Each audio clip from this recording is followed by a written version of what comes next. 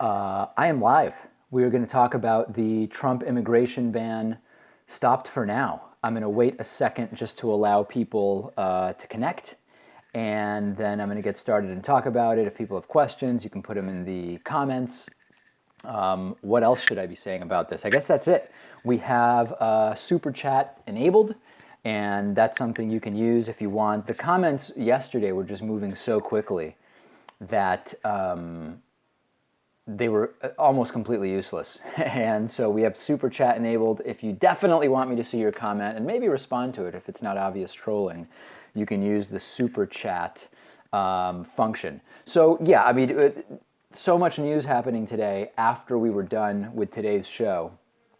And part of the big news over the last 24 hours is the Trump immigration ban stay upheld by the Ninth Circuit. And I think that, judging from the messages I'm getting on social media, there's a little bit of confusion about what actually was decided by the Ninth Circuit and what this means. This basically means that this initial temporary period of the immigration ban is going to remain suspended. But this is a totally separate thing from whatever is going to be the permanent ban attempt that we're going to see, that we were going to see no matter what after this initial period. So this is no doubt a victory. I mean, obviously this is a victory. I've been talking about what I see as not only the illegality, but also just the lack of sort of common sense of this ban. When you look at, I won't rehash it all now, but looking at the countries that were included, the actual sources of terror in the United States over who knows how many years, etc. When you actually look at that, the ban just made absolutely no sense. But there's going to be a whole other battle, and we already heard from Trump that next week there's going to be more news or decisions or announcements related to security. I don't know exactly what that means yet.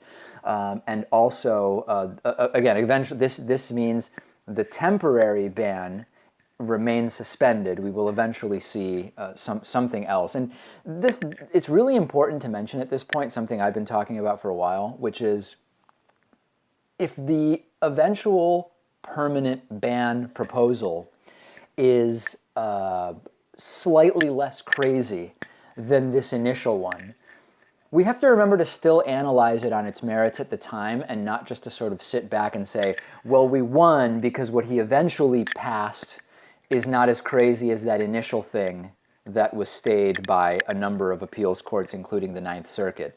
It's really important not to be lulled into thinking that there's been some kind of victory if what is eventually passed or proposed by Trump is 90% as insane as the most recent ban attempt, which we now know is not going to be happening. Okay, hi to everybody who is watching live. I've just been sampling since YouTube turned on mobile live streaming, streaming from my phone. Yesterday it went well. Going to talk about a few different issues that are going on today. I will try to also answer questions from the chat. It often moves very, very quickly. Consider using the super chat function, which will put your comment at the very top for a while. I have no clue really how it works, but we've turned it on, and people are telling me, lots of people, just tremendously smart people are telling me that it's a good thing or something like that. Okay, a couple other things I want to talk about related to the immigration ban. One is this idea that when the term Muslim ban is used, there are some Trumpists and some so-called skeptics, call them whatever you want, right? Doesn't matter. There are people who don't like the idea of calling it a Muslim ban because they say, hey, this is an immigration ban and it's nationality-based, it's not religion-based, and thus it is not a Muslim ban. I agree with you that the name that's been assigned is not, this is a Muslim ban. But we know, number one, that Donald Trump went to Rudy Giuliani and said, hey, I want to do a Muslim ban. Help me figure out how to do it so that it'll be legal. That's number one. And number two, even if it's not officially a Muslim ban, look at the language of it, right? We're selecting Muslim majority nations, and Donald Trump said that after the test period, call it what you will, he's open to allowing refugees to come from those countries as long as they are religious minorities. So again, who is targeted by saying we will only allow refugees who are in the religious minority from Muslim majority countries? Muslims. So I think it's a total semantic game, and I know a lot of people are pointing me to the Dave Rubin video where Dave Rubin says, hey, this is not actually a Muslim ban. And Dave Rubin is completely right. I watched that video, I believe, in its entirety. It's been a few days now since I saw it. And he says, hey, I looked at the text of it. It's not a Muslim ban in the literal sense. And Dave Rubin is completely right. But reasonable people can't really deny that this is the objective of this ban, okay? Some people are talking about some kind of clicking. I don't know if you're referring to me or I don't know what clicking people are referring to. Am I clicking? No, I'm not click training people, as someone is suggesting there. Oh, I'm hitting my microphone. Well, I don't mean to do that. I apologize. I can't, this would be very uncomfortable to hold this up in front of me like this. People suggesting I open the phone lines. I don't know how I would do that. I don't know what the technical aspect of doing that when I'm just streaming from my phone is. Okay. What else did I want to discuss with regard to the Muslim ban, which I'm completely comfortable calling it? What is eventually going to be proposed? I don't know. Again, my sense has been that there's been an attempt to use these shock events and then to try to pass something that is 85, 90, or 95% as crazy and have it slip under the radar. So I would anticipate that what is ultimately proposed is going to be very, very similar to what was proposed and did not really work well. Okay. People saying talk about Justice Democrats. I talked about Justice Democrats yesterday to the extent that I am familiar with it. And so I'm not going to do that again because I did that yesterday, and I don't think I'm going to talk about that again. That's one thing. So a lot of comments about that. A lot of people still saying that there's some kind of clicking going on. There's no clip for me to clip onto my shirt, so I don't know that that's something I could do. Maybe I'll just try holding this out a little bit right now. My mic is hitting something. Yeah. Here's something interesting. What do I think about Howard Stern's comment that Trump must be wishing Hillary Clinton won? Yeah, I've been listening to Howard Stern for a long time, and I heard him talk about what was his, at some point, friendship with Donald Trump, etc. And I found it very, very interesting. And I think it's pretty reasonable to think that Donald Trump maybe is not loving what's going on right now. We know he's super thin-skinned. We know he's incredibly bothered by just this, basic things that any high-level politician has to deal with: parodies, Saturday Night Live, criticisms, etc. Guy's a billionaire. Whether he has 4 or 10 billion or whatever, it doesn't really matter. 70 years old. If I were him, I don't know that I'd want to be president of the United States. And if I started it as a publicity thing, I think it's very reasonable to think that I would be saying, I can't really quit, but I'm not really loving this. Who knows what's in Trump's mind, but I think Howard Stern's comments were pretty reasonable. Trump seems increasingly unhinged, increasingly confused. We've been talking about his sort of questionable literacy rate and reading level, etc. So yeah, I think if you told me, wow, we found out that Trump doesn't really want to be president, I'd say, yeah, obviously. Why would that makes absolute and perfect sense to me. Okay. As far as next week, let me tell you what's going on next week on the show. People have suggested that when we're in sort of like pre-production mode in the studio, that I do a live stream and show people what's going on in there. I would love to do that. The thing is, the pre-production time is like 10 a.m. Eastern time, 11 a.m. Eastern time, and that's not an ideal time for live streams. It's really early on the West Coast, I don't know. I mean, I'll do it. I'll do it and show people what goes on, maybe do a studio tour, etc. I would love to do that. I just don't know that it's going to do super well because of the time of day that goes on. As far as stories I'm looking at for next week, we've got a bunch of interviews lined up, but we'll talk about that maybe later. I do want to talk about this. There's a couple Russia-related things that are going on. Number one, there's sort of drama right now because Mike Pence, after the election but before the inauguration of the entire Trump regime, cadre, call it what you will, group of low information grifters, after that, Mike Pence was asked whether Michael Flynn, national security advisor, spoke to the Russian ambassador about sanctions. And that would be completely inappropriate, problematic in so many ways that I won't even dig into now, but will on Monday. And Mike Pence said absolutely not. There were no discussions during that conversation of sanctions. Now, we've more recently heard from Mike Flynn. He actually doesn't remember whether there were conversations about sanctions or not. There's this really cringeworthy video of Mike Flynn shaking hands with Mike Pence recently, and it was, to say it was hostile is definitely an understatement. And this could be a major problem now for the Trump administration from an ethics perspective. There's just a lot of real questions, and again, Russia keeps coming up. The other funny story that I'm looking at, if I pull up here for the Monday show, is about a report that Donald Trump had to ask aides, what is the nuclear treaty with Russia? During that infamous call with Vladimir Putin that we now are unsure if the recording equipment was turned off or not, or whatever the hell it was that went on there, there's a report that Donald Trump had to ask, hey guys, what's this nuclear treaty with Russia that Vladimir Putin keeps referring to? Which is disturbing, to say the least, no doubt about that. And definitely on Monday, I'll be talking about there's now a report from Homeland Security. This is an internal report that we've now seen about this big, beautiful wall that Donald Trump says he's going to build.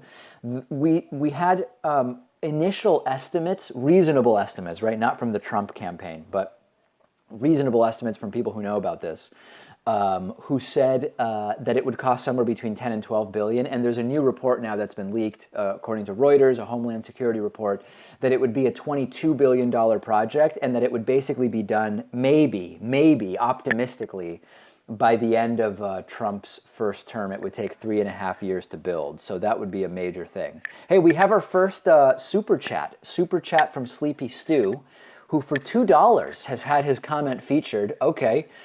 Who gets that $2? I mean, I would assume we do, but I've never seen any. I have no idea how Super Chat works. Saying, will you do an interview with Andrew McAfee of MIT? Okay, well, let's take that seriously. I don't know offhand exactly what his area of expertise is. The business impact of IT. He is part of the MIT Initiative on the Digital Economy. It sounds very interesting. I would absolutely be interested in interviewing Andrew McAfee, or McAfee, I'm not exactly sure how he pronounces his name. Named one of the 100 most influential people in IT. Yes, I will leave that up on my screen, and I will look into that. Thank you for using the super chat. I appreciate it. Okay. And then what else am I looking at for Monday? Yeah, I saw scroll by in the chat here a couple different things that I do want to address. One is, have I talked about, or am I aware of Kellyanne Conway promoting Ivanka Trump's stuff? And yes, I am aware of that, and I'm absolutely going to be talking about that on Monday. And one other thing, I mentioned this yesterday, that there's this new report from The Guardian saying that misinformation is leaning left under Donald Trump. And I've still not looked at it in huge detail, but I plan to, and I plan to report on that as well. And, you know, I have no reason whatsoever to hide that. If that's the truth, I will absolutely report on it. Suggestions that Sam Harris be on the program, like I mentioned yesterday. We've invited Sam Harris. He hasn't responded. Would love to absolutely have him on. That would be really great. Shout out to Francis Marks, who just signed up for a David Pakman Show membership during the live stream. Someone who is watching the live stream and has signed up for a $6 a month subscription. Thank you so much. Yes, membership, the #1 funding source for the show.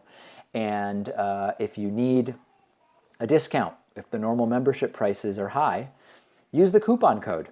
I voted 17. That's fine. I don't care if you're paying $6 a month or $3 a month. Use the code, and helps us keep going what it is that we were doing here. Shout outs forthcoming for anybody who signs up for membership during the live stream.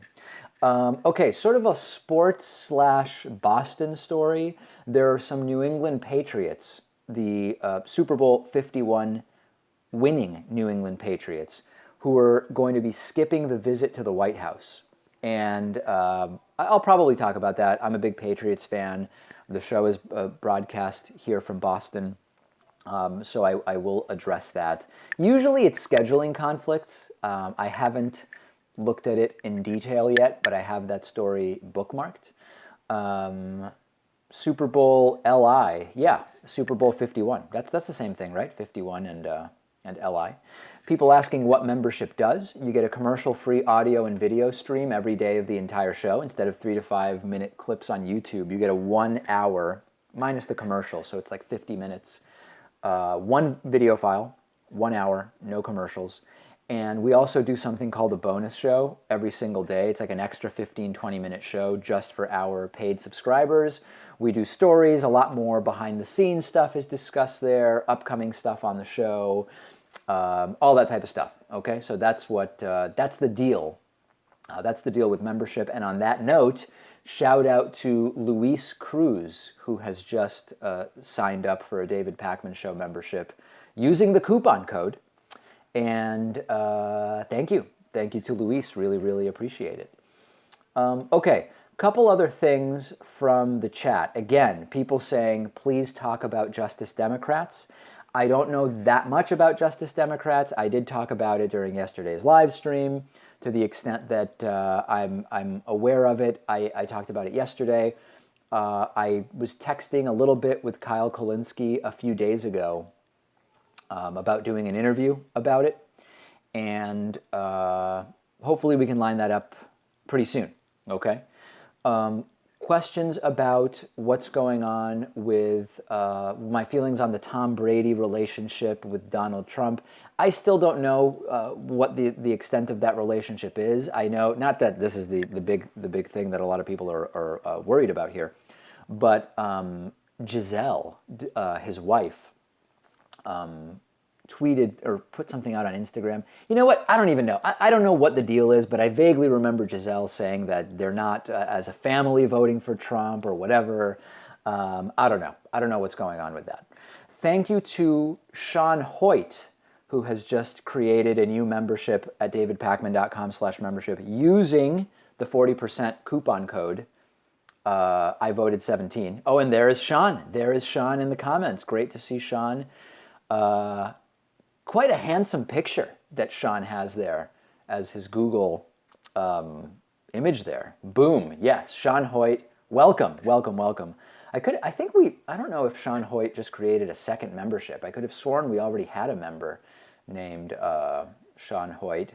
And also, thank you to someone going by the name of Red Baron. Red Baron just creating a membership without the coupon code at davidpakman.com/membership.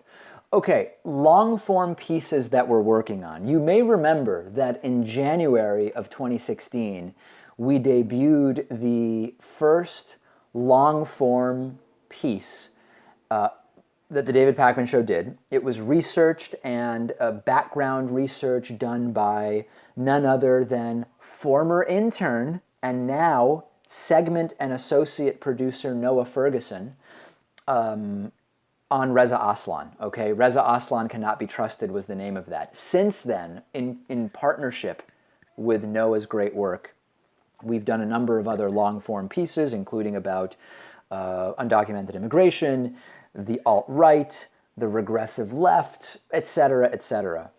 I was just emailing with Noah, And currently, we are working on a long-form piece on gerrymandering, okay? And I've been saying many, many times, progressives can't just wait till 2020 now and then say, hey, now we're going to win everything and deal with the entire thing, right? We've got stuff going on in 2017, we've got the 2018 elections, and we have a census in 2020. And we have to be prepared for what the implications of that census are with regard to gerrymandering. We're also seeing at the state level certain congressional district drawing that has been completely shut down the way that guy Todd Akin thought a woman's body did to prevent her from becoming pregnant if she's raped. That was crazy, but we actually have judges who are saying, hey, the way some of these districts are drawn makes no sense. So in order to get people thinking about that, we are working on a long-form piece.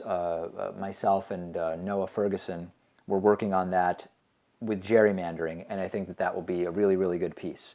Shout out to James Logan, who has just created a membership at davidpakman.com/membership with the 40% discount code IVoted17. Thank you to James for doing that. Not seeing James in the comments here, but there he is. You betcha. James Logan checking in there. Absolutely. Now gets instant access to all of the great stuff that we're doing. Other long-form pieces. But let me just interject. People still asking about Justice Democrats. I was asked this yesterday during the live stream. I know a little bit about it. I'm working with Kyle Kulinski to do an interview about it, but I don't know everything about it, and I don't really have anything to comment on beyond saying that there needs to be some force within the Democratic Party to move the Democratic Party to the left, okay? So I will hopefully be able to get Kyle Kulinski on soon, and we'll be able to talk about that. Okay, long-form pieces. I see someone talking about Fukushima radiation. That's interesting. I'm going to make a note of that, along with the suggestion from earlier about interviewing Andrew McAfee from MIT. The idea of these live streams are really bringing a lot of good ideas to the show. Very, very useful. The idea of a long-form piece about Fukushima radiation, that's a very, very good idea. Generally speaking, if you have ideas that lend themselves to longer form, more researched and investigative type pieces, tweet me, email me. You can post them to our Reddit discussion forum at davidpakman.com/Reddit, etc., etc. Okay, so that always good to get suggestions from the audience. I will tell you, some of the people, it's a little risky to say this because some of these interviews may not happen, but here are some of the people that I'm talking to about coming on the David Pakman Show for an interview. Ronald Fry is a former military captain who actually lived among in Muslim communities in the Middle East, and it was a totally different approach to fighting terror in the sense of sort of antipathy towards the United States and the West, and I'm super interested in interviewing him. He did a Reddit AMA recently, which was really interesting. Also, Stefan, I think Guyanet, is someone who is an expert on sort of the way in which food affects the body in ways that can be similar to drugs, like sugar, for example. I'm really, really interested in talking to him. And also, back by popular demand, Peter Boghossian, who is a critical thinking and sort of a skeptic, rationalist thinker, is going to be joining me on the show actually this week. We got that put together very, very quickly. So that is a interview I'm looking forward to. And also, people suggested there's this guy named Andrew Torres who's an attorney, and he has a legal-related podcast called Opening Arguments or Open Arguments. I think it's Opening Arguments. He's going to be on the show this coming week as well. So I'm really, really looking forward to that.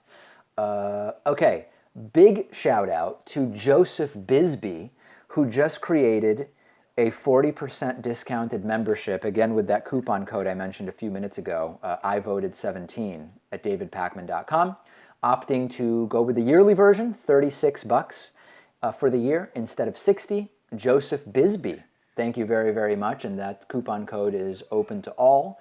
Also, this I'm really, really looking forward to. I don't know how many people who are watching right now are familiar with Professor Kent Greenfield from the Boston College School of Law. He is a guy who has written very, very interesting books. Brilliant, brilliant guy. And he is also going to be on the show. And I really look forward to having him on. If you just Google Kent Greenfield Boston College, you'll find a lot of information about Kent Greenfield. And when is he going to be on? Okay, so the schedule is Monday, we've got Kent Greenfield scheduled. Tuesday, actually, we're going to do a two-part interview with Peter Boghossian because there's just so much to talk about with him. We'll do part one on Tuesday, Valentine's Day, part two on Wednesday, and then Thursday we've got Andrew Torres on, which this is a good week. This is a good week as far as interviews go. And then this, I think some people will also like. Luke Vargas has reported in with us, for us. It's got to be like 9 or 10 different countries around the world at this point. And he's going to be joining us the week of the 21st from Mexico, where he's actually going to be going to factories in Mexico, talking to business owners about this proposal that Donald Trump has for a 20% tariff. And I think that that is going to be super, super interesting. Okay, I'll take some specific questions from the live chat. We have super chat enabled for people who want to absolutely make sure that their comment is seen. We had one super chat which suggested Andrew McAfee as an interview guest. Big shout out before I get to that to, wow, this is not a name that is easy for me to pronounce. I believe, I don't want to be offensive, but the first name might be Lassie or Las. I'm not sure. Las Ladefoged. Ladefoged. Difficult name to say, but what I can be sure is that Las used the coupon code I voted 17 and got 40% off their membership. I don't know if that's a man's name or woman's name, at davidpakman.com/membership. A few questions about whether Sargon of Akkad, as I know him as Carl Benjamin, questions about whether Carl Benjamin responded to my video saying he had called me out for clickbait, but he's using clickbait. He hasn't, and I'm not surprised. I think that was one of those situations where I'm inferring here, but Carl, I would guess, felt like that if he responded, he was giving me more attention than he wanted to, and you know, I sort of get that. Sometimes I don't respond to people because I just don't want to give any more attention to what they're doing. So no, he did not respond. Interestingly though, someone sent me a screenshot on Twitter the other day saying that Sargon put out a video called The Assassination of Donald Trump, saying, if anything is a hyperbolic title, it's calling something The Assassination of Donald Trump. But it was a screenshot. I did not independently confirm that, okay? So, yeah, Sargon has not responded. People asking if I am a drummer. Yes, I live in an apartment building now where I can't have my full drums. So all I have here is, that's a snare drum. And then I put 3 practice pads on top of it in order to quiet it down. And on the floor, you can kind of see on the floor there, it's a variety of drum books. These are the ones that, you know, sort of practice pad work that you can do. A couple people suggesting an electronic drum set. Yeah, I just don't even have room for it. I mean, that's an idea that you play with headphones. Very, very good idea. But just don't really have room for it here, unfortunately. Okay, big thank you to Michael Beavers, who has just also used coupon code IVoted17 to become a member at davidpakman.com/membership. And also, big thank you to Laura Muehlhauser, who has just bought David Pakman Show coffee. Yeah, the coffee is happening now. I just got an email today. We have the David Pakman Show coffee blends are roasted very close to Boston in Hopedale, Massachusetts by Blue Fire Coffee Roasters. And I got an email earlier today from Patrick Maloney, who runs the company, really good guy. And he was saying, this coffee thing is going really well so far. We've only been doing it for about 48 hours, and a lot of coffee. I guess people drink coffee. That's a good thing. People asking if the birthday coupon code is still active for a $33 a year membership. It is. The coupon code is 33 today. You can still use that. Some people asking me in different ways, shapes, and forms, how is Donald Trump getting away with everything that he's doing? I've said this before, and I'll say it again. Let me just have a little water here. Donald Trump violating the Constitution does not automatically trigger any repercussions whatsoever, okay? If we believe Donald Trump is in violation of the emoluments clause, for example, because of conflicts of interest, someone has to act on that. And we have a Republican House and we have a Republican Senate. So there's no switch that is flipped the moment Trump does something that's against the law or in violation of the Constitution that brings repercussions. Kellyanne Conway, known to some as Kellyanne Conned Me, she may have broken the law as an official White House advisor to the president by suggesting people buy Ivanka Trump's clothing line after Nordstrom's decided to stop carrying it. Unless someone does something about it, think about it this way. Robbing a convenience store is a crime. But unless you're charged with the crime, you will never be convicted of the crime, right? The law, as Downstream01 is saying in the chat here, the law doesn't matter unless it's enforced, okay? That's absolutely and exactly right. So I think that is something we just have to realize, to sit back and say, hey, you know what? Trump's breaking the law, he's violating this, he's violating that. It's all going to be taken care of eventually. No, that it does not happen automatically. Shout out and thank you to Amanda Fleck. Amanda Fleck has signed up for a discounted membership at davidpakman.com/membership using the coupon code IVoted17. Thank you very much. We have our next super chat from Richie Mainville, who has paid in Canadian dollars. That's fine with me. Apparently YouTube accepts Canadian currency, saying, will I interview Slavoj Zizek? Absolutely. I've tried to get him on the show before. He has not responded. It would be absolutely fantastic to interview Mr. Zizek on the show. If anybody can help make that happen, then I would absolutely love to do it. I don't know what else we can do other than tweeting him or emailing him, neither of which we heard back from. I don't know what else we can really do as far as that goes. So if people have ideas about that, let me know, and we will try to get them on. Okay, a few other questions from people here. I saw something a little bit further up in the questions about my opinion of what's going on more broadly with left media and issues of free speech, the type of stuff Dave Rubin's been talking about, and so on and so forth. A lot of people want me to sort of draw a line in the sand, it seems, between what seems to be a sort of, I don't even know what to call it. Is it a battle? Is it some kind of disagreement that's going on between the views of the Young Turks, TYT Network, call them what you will, and Dave Rubin, Rubin Report, etc. I'm not following it so closely that I could even say with certitude that that's even sort of a battle that's going on. But, I watched some of Dave Rubin's videos, and I hear a lot that I agree with, and I hear things that I don't agree with. I think that there's a difference between objectivity and neutrality. So when it comes to something like, people email me, they say, did you see how Dave Rubin brought on X person and allowed them to just present their views unopposed?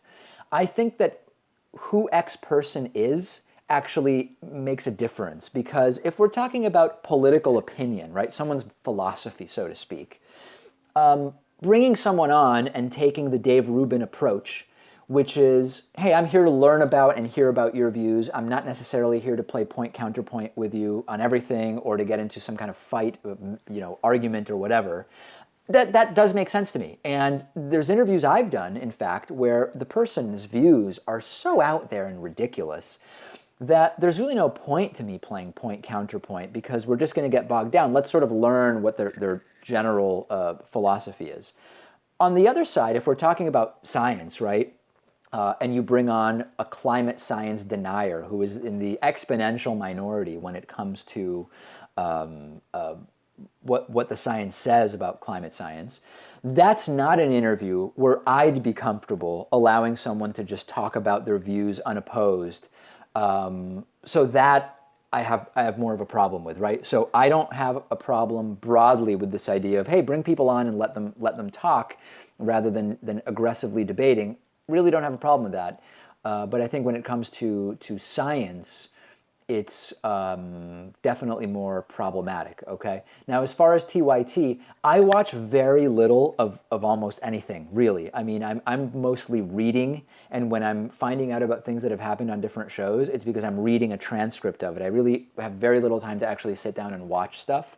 So I'm not exactly sure what specifically that's been going on TYT people are reacting to and having a problem with, but I'm glad to look into it if people get in touch with me about it. My YouTube channel was part of TYT Network for a while, separated under completely friendly terms. I see Jenk and Steve and Aaron and all the guys once or twice a year at Mike Papantonio's conference in Las Vegas, and I've no problem defending or criticizing ideas, right? And that's very, very different than ad hominem. Thank you to Sean Troxell, who has just made an order of David Pakman Show coffee through the website, roasted by Blue Fire Coffee Roasters. Also, thank you to Heather Gilding, who has taken advantage of the I had my birthday on February 2nd, and we had a coupon code that started that day. It's 33 today, and that gives you a $60 membership for $33, and Heather Gilding taking advantage of that. I think she was the person in the chat asking about whether that was still available. All right, am I still wearing pants? Yes, I am. I am wearing pants currently. Sort of an odd question, but I guess if you couldn't see, you wouldn't necessarily know. Somebody suggesting, that was interesting. What was this comment?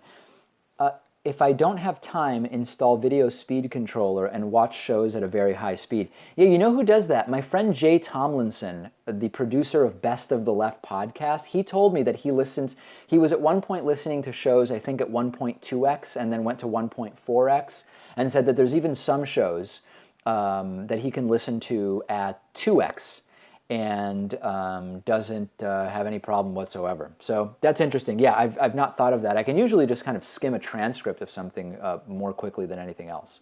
Liam says this is a fag show. All right, it's always good to throw in one trolling comment. I'm in Eastern American time zone to answer Matt's question here in Boston, Massachusetts. It is quite stinky here. Stephen Grayer has just done a $5 super chat comment, but the comment is blank. I guess Stephen just felt like sending $5. All right, well, thank you, Stephen. Would have been glad to take a question from you, but I guess just sending the $5. Very cool. Okay. I'm not snowed in. I'm about to go. In fact, I'm going to an Argentinian gathering. There's a group of fellow Argentinians here in Massachusetts, in the Boston area, getting together tonight. I am bringing red Argentinian Malbec, which I've been told is very, very peppery for anybody who cares about that. There will be empanadas, and it should be a really, really good time. One last thank you to Georgia Casenza, who just used the I Voted 17 coupon code to sign up for a membership at davidpakman.com/membership. Richie asking if I am vegan. I am not vegan. I am not vegan. I am not vegetarian either. I eat basically no red meat at this point. Very, very infrequently I eat red meat. I eat poultry. I eat fish and seafood. etc., etc. Dairy products, make cappuccinos most mornings, and I use real whole milk. Last super chat also now coming in from Ian saying, do I follow Sam Harris? Do I know of his critics' arguments? Yeah, I read a lot of the arguments against Sam Harris, that he's Islamophobic, that he is just generally, a lot of different criticisms about Sam Harris.